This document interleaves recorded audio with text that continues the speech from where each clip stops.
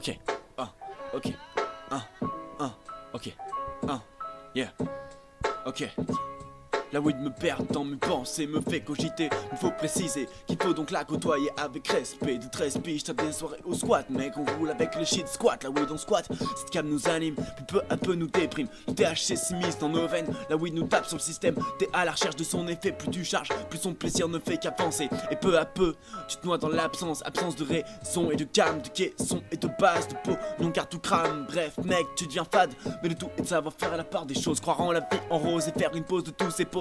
Car tu crois qu'ils te font oublier tes problèmes, mais tu es délire. C'est juste l'effet secondaire des cigarettes qui font rire. Mais de toute façon, avoir conscience de ce que l'on fait, ne pas se leurrer, pour pouvoir peut-être un jour se redresser puis se relever, yeah. Mais qui veut bien priver un mec à la vie si dure de ce plaisir pur? J'entends par là qui ne demande aucun effort physique ou mental, mais faut quand même être conscient qu'il faut en avoir un minimum dans le futal. Courir plus vite que les balles et se forger le mental, ouais.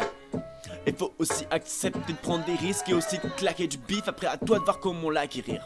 Soit tu deals, ou bien tu taffes, soit tu voles, ou pire tu braques, soit tu taxes, ou pire tu t'endettes. Différentes seront les quêtes, mais toutes ont le même but. Au risque de voir pleurer sa mère, de perdre des frères d'un échec scolaire, ou pire de se retrouver ses pieds sous terre, yeah.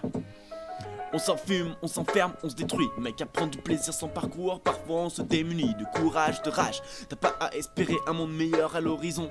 Puis tout ce que tu as besoin, tu le trouves dans ton chichon, hein. Yeah. Et avec ça on se fait une culture, mec, tu connais sûrement Bob Marley. Mais qui savait qu'en fait, il s'appelait Nesta, puis Robert, fils exemplaire qui aimait sa mère, qui dut changer de nom afin d'être accepté, qui a parfumé la weed plus profondité, ses idées, ses messages d'amour et de paix. Bref, de la poésie sur une guitare décalée, hein. Mais qui peut bien priver un mec à la vie si dure de ce plaisir pur? J'entends pas là qui ne demande aucun effort physique ou mental, mais faut quand même être conscient, hein, yeah. Mais qui a bien pu dire que la beuh était dangereuse? Bien sûr toutes les drogues le sont, mais en tout cas ce sont sûrement les mêmes qui pensent que boire du vin c'est sain, même si c'est à tous les repas. Mais pourquoi interdire une drogue qui ne mène pas au coma? Depuis l'éternité dans les drogues, l'homme y trouve du réconfort. Comble un manque peut-être d'affection, peut-être de confort, manque d'amusement, ou tout simplement, même plus certainement, une recherche de plaisir. Mais pourquoi parfois on arrive-t-on à ne se contenter que de ça? Parce que ça ne demande que très peu d'investigation. Échanger un billet contre un sachet grindé et frite et faire glisser une feuille de papier entre ses doigts et t'as le bonheur au bout des lèvres.